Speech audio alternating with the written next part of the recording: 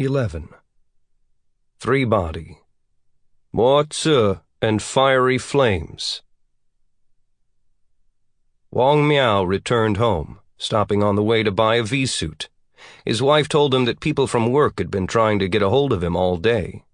Wang turned on his phone, checked his messages, and returned a few calls. He promised he'd be at work tomorrow. At dinner, he followed Da Shu's advice and drank some more. But he didn't feel sleepy.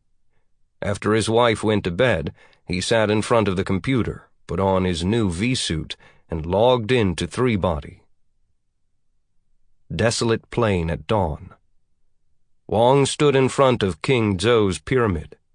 The snow that had once covered it was gone, and the blocks of stone were pockmarked by erosion. The ground was now a different color. In the distance were a few massive buildings that Wang guessed were dehydratories, but they were of a different design than the ones he had seen last time. Everything told him that eons had passed. By the faint dawn light, Wang looked for the entrance. When he found it, he saw that the opening had been sealed by blocks of stone. But next to it there was now a staircase carved into the pyramid, leading all the way to the apex. He looked up and saw that the top had been flattened into a platform. The pyramid, once Egyptian in style, now resembled an Aztec one. Wang climbed up the stairs and reached the apex. The platform looked like an ancient astronomical observatory. In one corner was a telescope several meters high, and next to it were a few smaller telescopes. In another corner were a few strange instruments that reminded him of ancient Chinese armillary spheres, models of objects in the sky. His attention was drawn to the large copper sphere in the center of the platform. 2 meters in diameter, it was set on top of a complex machine. Propelled by countless gears, the sphere slowly rotated. Wang noticed that the direction and speed of its rotation constantly shifted. Below the machine was a large square cavity. By the faint torchlight within, Wang saw a few slave-like figures pushing a spoked horizontal wheel, which provided the power to the machine above. A man walked toward Wang. Like King Wen, when Wang had first encountered him, the man had his back against the sliver of light on the horizon, and he appeared to Wang as a pair of bright eyes floating in the darkness. He was slender and tall, dressed in a flowing black robe, his hair carelessly knotted on top of his head with a few strands waving in the wind. "Hello," the man said. "I'm Mozi." "Hello, I'm Hiren." "Ah, I know you." Mozi grew excited. "You were a follower of King Wen back in civilization number 137. "I did follow him here, but I never believed his theories." "You're right." Mozi nodded at Wang solemnly. Then he moved closer. "During the 362,000 years you've been away, civilization has been reborn 4 more times. These civilizations struggled to develop through the irregular alternation of chaotic eras and stable eras. The shortest-lived one got only halfway through the Stone Age, but civilization number 139 broke a record and developed all the way to the Steam Age." "You're saying that people from that civilization found the laws governing the sun's motion?" Mozi laughed and shook his head. "Not at all. They were just lucky." "But the effort to do so has never ceased?" "Of course not. Come, let us see the efforts of the last civilization." Mozi led Wang to a corner of the observatory platform. The ground spread out beneath them like an ancient piece of leather. Mozi aimed one of the smaller telescopes at a target on the ground and gestured for Wang to look. Wang looked through the eyepiece and saw a strange sight: a skeleton. In the dawn light, it gave off a snow-white glint and appeared to be very refined. Astonishingly, the skeleton stood on its own. Its posture was graceful and elegant. One hand was held below the chin, as though stroking a long missing beard. Its head tilted slightly up, as though questioning sky and earth. That's Confucius, Mozi said. He believed that everything had to fit Li, the Confucian conception of order and propriety, and nothing in the universe could be exempt from it. He created a system of rights and hoped to predict the motion of the sun with it. I can imagine the result. Right you are. He calculated how the sun would follow the rights and predicted a 5-year stable era, and you know what? There was indeed a stable era, lasting a month. And then one day the sun just didn't come out? No, the sun rose that day as well. It rose to the middle of the sky, and then went out. What? Went out? Yes. It gradually dimmed, became smaller, and then went out all of a sudden. Night fell. Oh, the cold. Confucius stood there and froze into a column of ice. And there he remains. Was there anything remaining in the sky after the sun went out? A flying star appeared in that location, like a soul left behind after the sun died. You're sure that the sun really disappeared suddenly and the flying star appeared just as suddenly? Yes, absolutely. You can check the historical annals. It was clearly recorded. Wang thought hard about this information. He had already formed some vague ideas about the workings of the world of three-body, but this bit of news from Mozi overturned all his theories. How can it be sudden? He muttered in annoyance. We're now in the Han Dynasty. I'm not sure if it's the Western Han or the Eastern Han. You've stayed alive until now? I have a mission. Observing the precise movements of the sun. Those shamans, metaphysicians, and Taoists are all useless. Like those proverbial bookish men who could not even tell types of grains apart, they do not labor with their hands, and know nothing practical. They have no ability to do experiments, and they're immersed in their mysticism all day long. But I'm different. I know how to make things. He pointed to the numerous instruments on the platform. Do you think these can lead you to your goal? Wang nodded specifically at the giant copper sphere. I have theories too, but they're not mystical. They're derived from a large number of observations. First, do you know what the universe is? It's a machine. That's not very insightful. Let me be more specific. The universe is a hollow sphere floating in the middle of a sea of fire. There are numerous tiny holes in the surface of the sphere, as well as a large one. The light from the sea of flame shines through these holes. The tiny ones are stars, and the large one is the sun. That's a very interesting model. Wang looked at the giant copper sphere again and guessed at its purpose. But there's a problem with your theory. When the sun rises or sets, we can see its motion against the background of fixed stars. But in your hollow sphere, all the holes remain in fixed positions relative to each other. Correct. That's why I've modified my model. The universal sphere is made of two spheres, one inside the other. The sky we can see is the surface of the inner sphere. The outer sphere has one large hole, while the inner sphere has many small holes. The light coming through the hole in the outer sphere is reflected and scattered many times in the space between the two spheres, filling it with light. Then the light comes in through the tiny holes in the inner sphere, and that's how we see the stars. What about the sun? The sun is the result of the large hole in the outer sphere being projected onto the inner one. The projection is so bright that it penetrates the inner sphere like the shell of an egg, and that's how we see the sun. Around the spot of light, the scattered light rays are also very bright and can be seen through the inner shell. That is why we can see a clear sky during the day.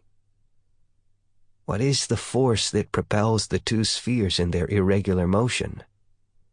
It's the force of the sea of fire outside the two spheres. But the sun's brightness and size change over time. In your double shell model, the sun's size and brightness ought to be fixed. Even if the brightness of the flames in the sea of fire is inconstant, the size of the hole would not be. Your conception of this model is too simplistic.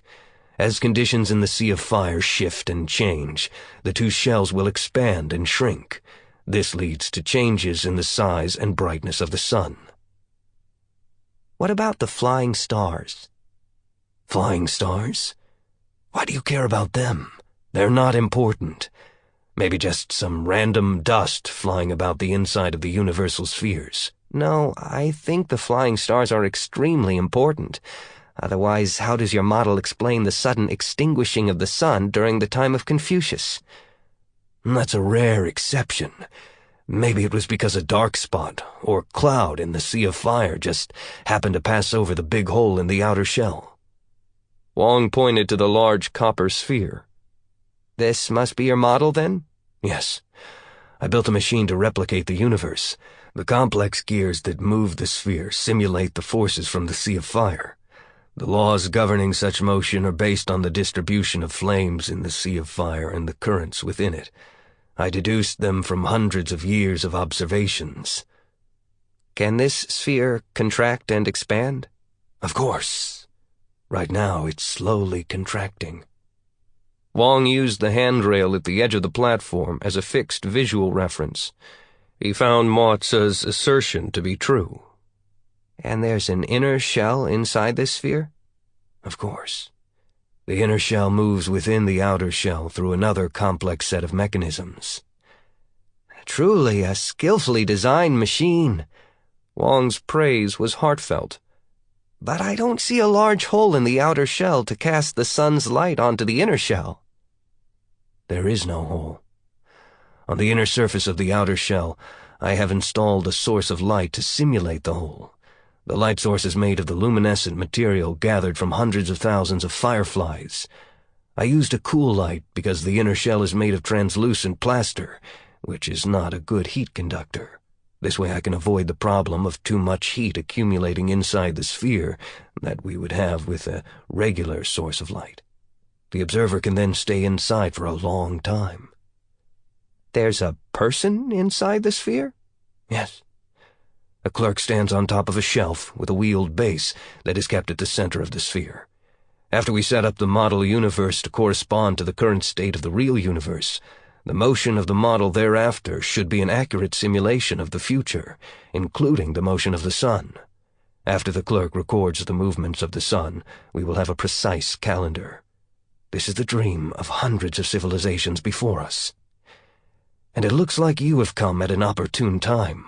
According to the model universe, a 4-year-long stable era is about to begin. Emperor Wu of Han has just issued the order to rehydrate based on my prediction. Let's wait for sunrise. Mozi brought up the game's interface and slightly increased the rate of passage of game time. A red sun rose above the horizon, and the numerous frozen lakes and ponds scattered over the plain began to melt. These lakes had been covered by dust and had merged into the dun ground, but now they turned into numerous mirrors, as though the earth had opened many eyes. From up so high, Wang couldn't see the details of rehydration, but he could see more and more people gathered on the shores of the lakes, like swarms of ants coming out of their nests in spring. The world had once again been revived. Do you not want to join this wonderful life? Mozi asked, pointing to the ground below. When women are first revived, they crave love. There is no reason for you to stay here any longer. The game is over. I am the winner. As a piece of machinery, your model universe is indeed incomparable. But as for its predictions, may I use your telescope to observe something? Please. Mozi gestured at the large telescope. Wang walked up to the instrument and paused. How can I use it to observe the sun? Mozi retrieved a black, circular piece of glass. Use this smoked glass filter. He inserted it in front of the eyepiece. Wang aimed the telescope at the sun, now halfway up the sky. He was impressed by Mozi's imagination. The sun did indeed look like a hole through which a sea of fire could be seen, a small view into a much larger hole. But as he examined the image in the telescope more closely, he realized that the sun was different from the sun he was used to in real life. The sun here had a small core. He imagined the sun as an eye. The core was like the eye's pupil, and though it was small, it was bright and dense. The layers surrounding it, by contrast, appeared insubstantial, wispy, gaseous. The fact that he could see through the outside layers to the core indicated that those layers were transparent or translucent, and the light from those layers was likely just scattered light from the core. The details in the image of the sun stunned Wang. He was once again assured that the game designers had hidden a vast amount of data within the superficially simple images, just waiting to be revealed by players. As Wang pondered the meaning of the sun's structure, he became excited. Because time in the game was now passing quickly, the sun was already in the west. Wang stood, adjusted the telescope to aim at the sun again, and tracked it until it dipped below the horizon. Night fell, and the bonfires across the plains mirrored the sky full of stars. Wang took off the smoked glass filter and continued to scan the skies. He was most interested in the flying stars, and shortly found two. He only had time to observe one of them briefly before it was dawn again, so he inserted the filter and continued to observe the sun. In this manner, Wang performed astronomical observations for more than 10 days, enjoying the thrill of discovery. Indeed, the fact that time within the game had been sped up helped with the observations, as the motion of celestial bodies became more apparent. On the 17th day of the stable era, 5 hours after the predicted time for sunrise, the world was still under cover of dark night. Multitudes thronged at the foot of the pyramid, their innumerable torches flickering in the chill wind. The sun will probably not rise again. It is like at the end of civilization number 137. Wang said to Mozi. Mozi stroked his beard and smiled confidently. Do not fret. The sun will rise soon, and the stable era will continue. I've already learned the secret of the motion of the universal machine. My predictions cannot be wrong. As though confirming Mozi's words, the sky over the horizon brightened with the dawn's first light. The crowd around the pyramid shouted in joy. The silvery light brightened far more rapidly than usual, as though the rising sun wanted to make up for lost time. Soon the light covered half the sky, even though the sun was still below the horizon. The world was already as bright as midday. Wang looked toward the horizon and saw it giving off a blinding glare. The glowing horizon arched upward and became a curve that spread from one edge of his visual field to the other. He soon realized that he wasn't seeing the horizon, but the edge of the rising sun, an incomparably immense sun. After his eyes adjusted to the bright light, the horizon reappeared in its old place. Wang saw columns of black smoke rising in the distance, especially clear against the glowing background of the solar disk.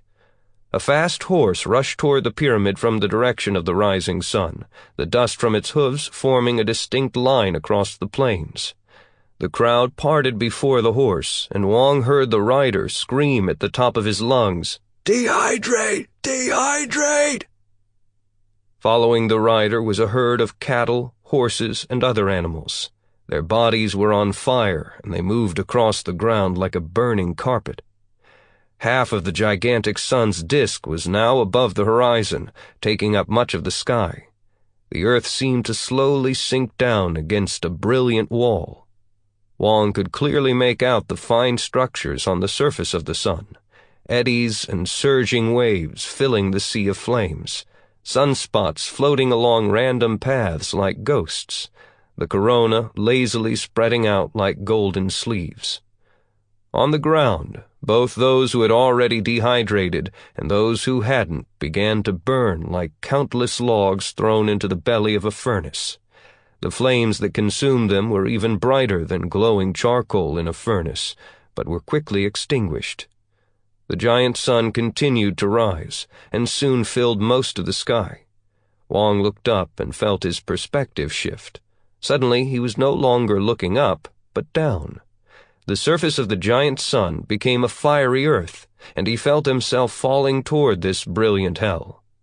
Lakes and ponds began to evaporate, and puffs of white steam rose up like mushroom clouds. They rose, spilled open, and dispersed, covering the ashes of the dead. The Sable Era will continue. The universe is a machine. I created this machine.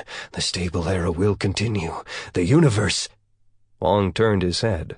The voice belonged to Mozi, who was already on fire. His body was encased within a column of tall orange flame, and his skin crinkled and turned into charcoal. But his two eyes still shone with a light that was distinct from the fire consuming him. His two hands, already burning pieces of charcoal, held up the cloud of swirling ashes that had once been his calendar. Wang was burning up as well. He lifted his two hands and saw two torches. The sun briskly moved to the west, revealing the sky behind it. It soon fell below the horizon, and the ground seemed to rise against the brilliant wall this time. A dazzling sunset swiftly turned to night, as though a pair of giant hands had pulled a black cloth over a world that had turned to ash. The earth glowed with a dim red light, like a piece of charcoal just retrieved from a furnace.